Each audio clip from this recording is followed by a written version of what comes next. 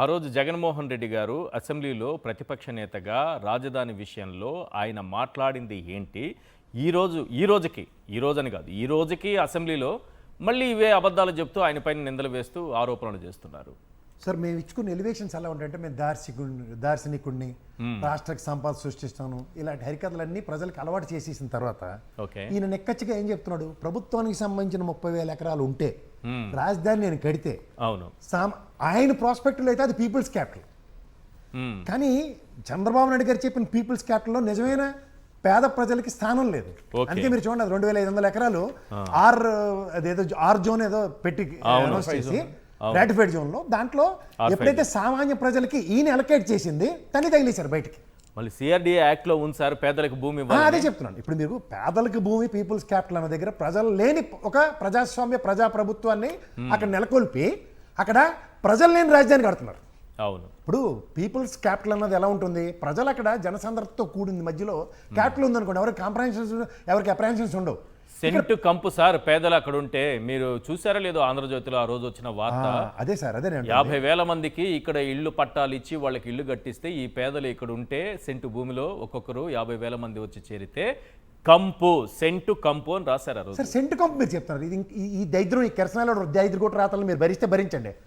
నాయన మాటకి వాళ్ళకి ఇంకా ఆలోచిస్తారంటే అమరావతి రైతులు నేను చెప్పాలి, మీకు మళ్ళీ నేను ప్లాట్లు కొట్టిస్తే అక్కడ మళ్ళీ కూరగాయల పంటలను మళ్ళీ కూరగాయలు పండించుకుని ఆవులు గేదెలు పెట్టుకుంటే డెవలప్మెంట్ ఆగిపోతుందని చెప్పాడు.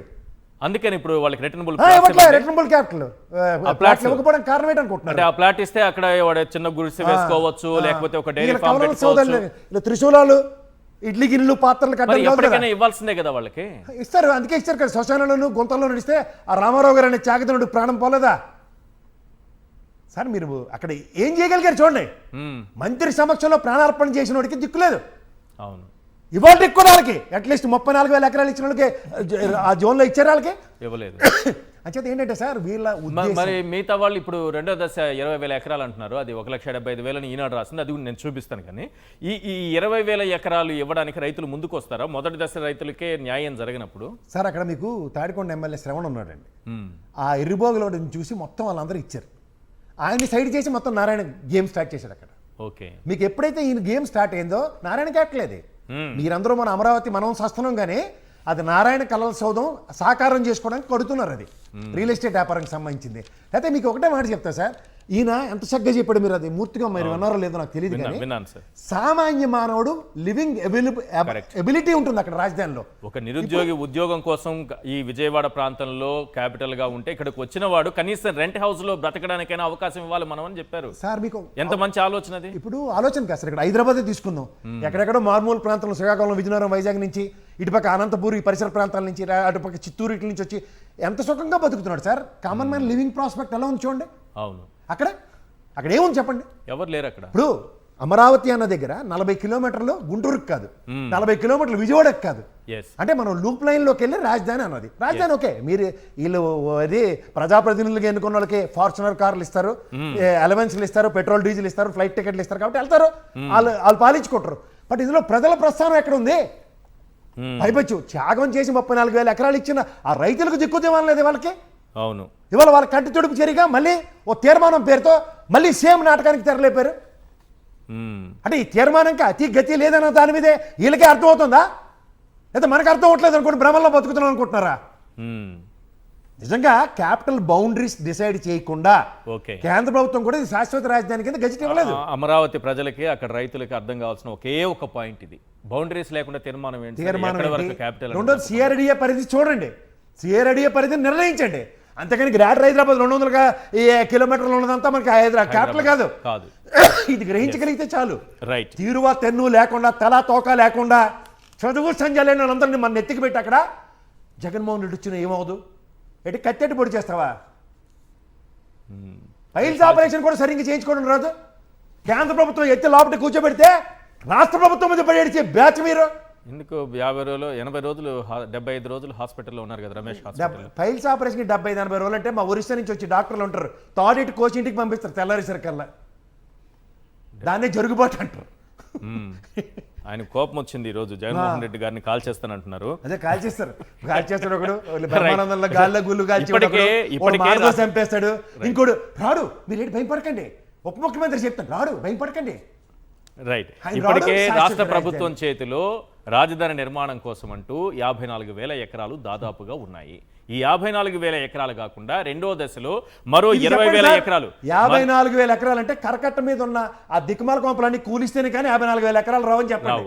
రైట్, రెండో దశలో ఇంకో 20,000 ఎకరాలు అన్నారు. కానీ మనమంతా అక్కడే ఆగిపోతున్నాం. రెండో దశలో 20,000 ఎకరాలు కాదు, రెండో దశలో మొత్తం 709.6 చదరపు కిలోమీటర్ల ప్రాంతానికి మాస్టర్ ప్లాన్ రూపొందిస్తున్నారంటూ ఈనాడు దినపత్రికలో వచ్చినటువంటి వార్తను మీకు చూపిస్తున్నాను. మాస్టర్ ప్లాన్ కి ఎన్ని డబ్బులు తగలబెడుతున్నారు ఇందులో చాలా క్లియర్ గా కొన్ని అంశాలు ఉన్నాయి.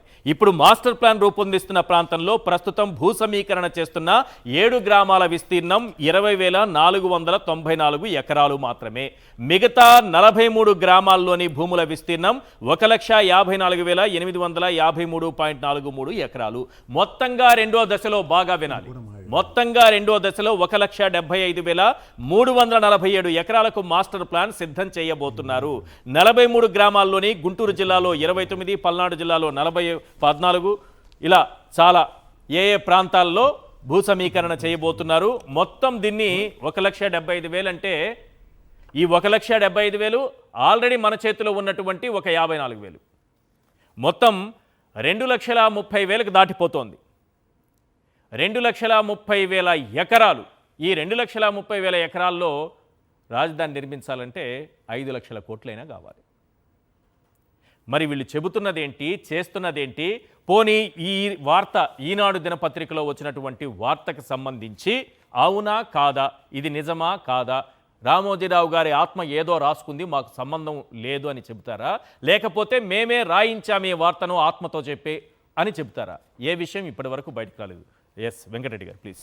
చెప్పటంగా దాంట్లో రాశారు సార్, భవిష్యత్ అవసరాలకు అనుగుణంగా దాంట్లో భూములు తీసుకుంటాం, ఒకేసారి 50 గ్రామాల్లో ఇప్పుడు తీసుకోము. అవును, ఇప్పుడు ఆ 50 గ్రామాల్లో 7 గ్రామాల్లో మాత్రమే తీసుకుంటున్నాం, అది 20,000 ఎకరాలు. దాంట్లో రైతులది 16,000 ఎకరాలు, 16,000 ఎకరాలు, 4,000 ఎకరాలు ప్రభుత్వ భూమి, మొత్తంగా 20,000 ఎకరాలు క్లియర్ చెప్పారు. అది మొత్తం ఇప్పుడు 50 గ్రామాల్లో ఇప్పుడే లాగేసుకోము, దశల వారీగా లాక్కుంటాం. రెండో దశ పార్ట్ 1, రెండో దశ పార్ట్ 2 అంటే ABCD లాగా అట్ట పార్ట్లుగా తీసుకుంటామని క్లియర్ గా చెప్పారు. అంటే అమరావతి అంటే ఇప్పుడు దాకా తీసుకున్న 29 గ్రామాలే కాదు, ఇది అంటే 29 గ్రామాలు అయితే ఇది మున్సిపాలిటీగానే మిగిలిపోయింది. మొత్తం 79 గ్రామాలు అయితే ఇది 4-5 సింగపూర్లు, 8-9 మలేషియాలు, 15-16 బ్యాంకాక్లు, 20-30 దుబాయ్లు, ఇదన్నీ అయ్యిద్ది. అప్పటికి మన పిల్లల పెళ్లిళ్ళు కూడా అయిపోయి రాష్ట్రం అడుక్కు తినిపోయి శ్రీలంకను లేదంటే ఆల్రెడీ పాకిస్తాన్ అన్ని దాటిపోయిద్ది. అది ఆయన చెప్పదలుచుకున్నటువంటి విధానం.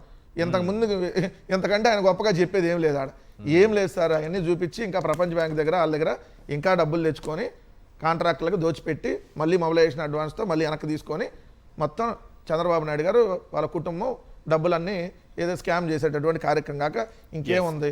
ఇవాళ పచ్చి అసలు చంద్రబాబు నాయుడు గారికి కొద్దిగా సిగ్గు అనిపిదేమో నాకు అర్థం కాదు. అబద్ధాలని పదే దానికోసం అసెంబ్లీ పెట్టేది. చెల్లికి జరగాలి మళ్ళీ పెళ్ళిలాగా మళ్ళీ అబద్ధాలు అసెంబ్లీ జరగాలన్నట్టు మళ్ళీ ప్రత్యేకంగా వాళ్ళ అసెంబ్లీ సమావేశం పెట్టి ఏమంటాడు ఆయన జగన్ గారు అంట, ఏది రాష్ట్రం విడిపోయేటప్పుడు అంట కనీసం పార్లమెంట్ లో లేడంట. ఏం మనిషి ఆయన నాకు అర్థం కాల. ఆయన ఏమన్నా 2 కళ్ళు సిద్ధాంతం నాది, ఆంధ్ర కావాలి తెలంగాణ కావాలి, ఆయన ఏమన్నా 2 కళ్ళు సిద్ధాంతం ఏమని చెప్పాడా? సమైక్యాంధ్ర కోసం జైల్లో కూడా ఆయన ఆమరణ దీక్ష చేశాడు. సమైక్యాంధ్ర కోసం పార్లమెంట్ లో ఏదైతే సమైక్యాంధ్ర కోసం ప్లకార్డులు పెట్టుకొని పార్లమెంట్ సాక్షి వీడియోతో నేను ఏకొదులుతున్నారు. ఏం మనిషి బాబు నువ్వు అని. సో ఇట్లాంటి అబద్ధాలు పదే పచ్చి అబద్ధాలు. ఏం సార్ అది? అదే వీడియో పార్లమెంట్ లో ప్లకార్డు పట్టుకొని అబద్ధం కిందనేమో నిజం. ఓకే, ఇట్లా ప్రతి కొంచెం క్లోజ్ తీసుకోండి ఒకసారి. చెప్పండి, మీరు చెప్పండి. ఇట్లా అబద్ధాలు చెప్పుకుంటా ఈయన చేతగాంతనాన్ని పక్కన మీద వేస్తా ఉంటాడు. ఏదో అధికారుల మీద సీరియస్, ఏదైతే మంత్రుల మీద సీరియస్ అని, ఎమ్మెల్యేల మీద సీరియస్ అని, కూసేపు నారాయణ మీద సీరియస్ అని. సీరియస్ అవ్వాల్సింది మేం కదా, మీ మీద, మీరు వాళ్ళ మీద అయ్యేది ప్రజలు, మేము కదా ప్రజలు. ఏంద్రబాబు కర్మ ఇటు ఈయన ముఖ్యమంత్రి అయింది మనకి. అసలు ఇన్ని అబద్ధాలు సార్. మనిషి అనేవాడు ఒకసారి అబద్ధం ఆడవచ్చు, తప్పులేదు. అబద్ధం పదే నిమిషానికి అబద్ధం అంటే అసెంబ్లీలో వాళ్ళ మొత్తం అబద్ధాలే కదా. మనం అంటే ఆడ అడ్డుకొనేసి మొత్తం అంటే వాళ్ళందరినీ ఏదో నాశనం చేసామంట. ఏం చేసాం? 10 సంవత్సరాల కౌలు 15 సంవత్సరాలు ఇవ్వటం మేము చేసిన నాశనమా? అయ్యా అమరావతి అంటే ఏదైతే ప్రజల రాజధానిగా ఉండాలి, దాంతోపాటు ఇంకో 2 పెడదామని చెప్పి అది తీసుకుంటాం మేము తప్ప. సరే ఈ రోజు మీరు కడతానంటున్నారు కదా, 50,000 కోట్లు ఇప్పుడు చేశారు కదా, ఇప్పుడు 47,000, అంతమంది 5,000 కట్టండి. ఎవడు ఆపుతున్నాడు? మేము వ్యతిరేకం కాదని క్లియర్గా చెప్తున్నాం కదా. మళ్ళీ మా మీద పడి ఆడవుతుంది. మీరు కట్టండి, దోపిడీ చేయొద్దు. మీరు ఎంత కడతారు, ఏం కడతారు చెప్పండి. అంతర్జాతీయ మీరు దేనికి వ్యతిరేకం అమరావతిలో అసలు సార్, అమరావతిలో జరుగుతున్నటువంటి భూ దోపిడీకి, అమరావతిలో జరుగుతున్నటువంటి కాంట్రాక్టుల పేరుతో చంద్రబాబు నాయుడు గారు చేస్తున్నటువంటి దోపిడీకి, ఈ లక్షల కోట్ల రూపాయల అప్పులు తెచ్చి వీళ్ళు దోచుకునేటటువంటి విధానానికి మేము వ్యతిరేకం. అమరావతి రాజధానికి వ్యతిరేకం ఎప్పుడూ చెప్పాల. మేము ఆ రోజు 3 రాజధానులు అనుకున్నప్పుడు కూడా అమరావతి క్యాపిటల్, అమరావతితో కూడా మరొక 2. ఆ రోజు ఏం చెప్పాం? ఇన్ని లక్షల కోట్లు తీసుకొని చేయలేదు అని చెప్పాం. ఈ రోజు చంద్రబాబు నాయుడు గారు ఏం చేస్తున్నారు? దోచి పెడతా ఉన్నారు. అక్కడ ఏం కాటలా. నేను చెప్పడం ఉంది, ఇప్పటి వరకు పిచ్చి మొక్కలు ఎన్ని బీకారు, నీళ్ళు ఎన్నిసార్లు ఎత్తోడి పోసారు, వరద ముంపు కోసం ఎన్ని కోళ్ళు కొట్టుకొచ్చి పెడుతున్నారు, ఇవన్నీ చెప్పండి. 20,000 ఎకరాల్లో తీశారు సార్ ఇప్పటి వరకు 20 నెలల్లో. ఇంకా 34,000 ఎకరాలు తీయాలి అంటే ఇంకో 2 సంవత్సరాలు పైన పట్టిద్దని కదా దానికి అర్థం. అంటే 54 మళ్ళీ పిచ్చి మొక్కలు మొలుతానే ఉంటాయి. 54 నెలలు అంటే అయిపోయినట్టే అంతే కదా. మరి పిచ్చి మొక్కలు మొలటానికేనో దీన్ని తీయటానికా? ఇది 100 కోట్ల రోజు నీళ్ళు ఎత్తోడి పోయడమే కదా. నేను చెప్పవసరం లేదు సార్. ఇప్పుడు వీళ్ళు చెప్పే మాటలకి అక్కడ వాస్తవానికి ఒక్కసారి ప్రజలకి అర్థం చేసుకోమని చెప్తున్నా. నారాయణ గారు ఏం చెబుతున్నారు? మేము అంతర్జాతీయ అసెంబ్లీ కడుతున్నాం, 200 అడుగులు ఎత్తు పైన ఉంటుంది, దాని మీద ఉంటే మొత్తం భారతదేశం అంతా కనపడిద్ది అని చెబుతున్నాడు. దాని మీద ఉంటే అంట మొత్తం ఆంధ్రప్రదేశ్ మొత్తం కనపడిద్ది అంట. ఆ చివరి అనంతపురము ఏదైతే ఆ చివర కుప్పం కూడా ఇక్కడ చంద్రబాబు నాయుడు గారు పై నుండి చూడొచ్చంట. ఈ అసెంబ్లీ ఎక్కేస్తే పైన కుప్పంలో ఏం జరుగుతుందో చూడొచ్చంట. అంత పెద్దది కడుతున్నానంట. హైట్ ఎందుకు?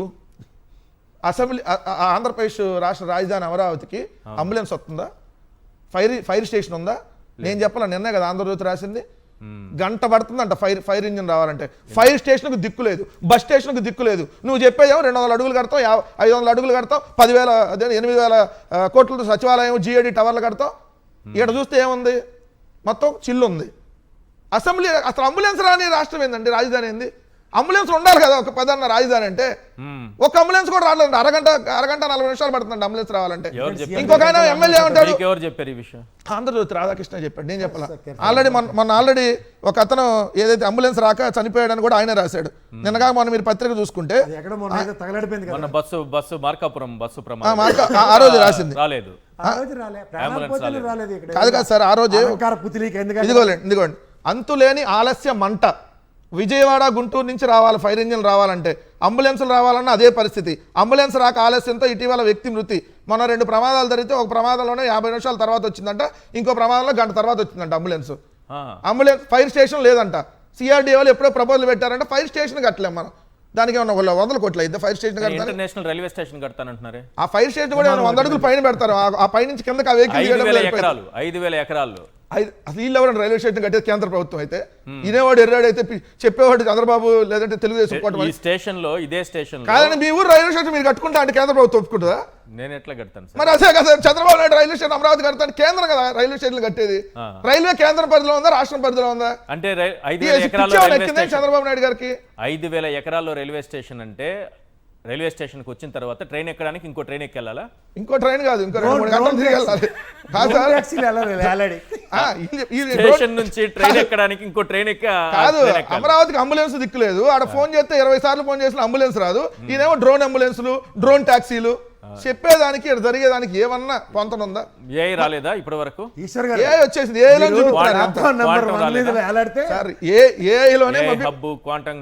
ఇప్పుడు అంబులెన్స్ ఫోన్ చేస్తే ఏఐలో అంబులెన్స్ వస్తున్నట్టు వీడియో పంపిస్తారు.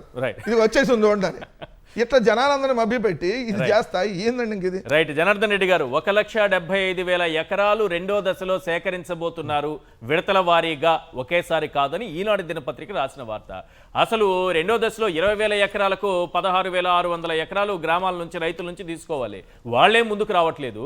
1,75,000 తీసుకుంటామంటున్నారు. సార్ మిశ్ర గారు, దానికి వాళ్ళు చూపించిన కారణాలు ఏం తెలుసా?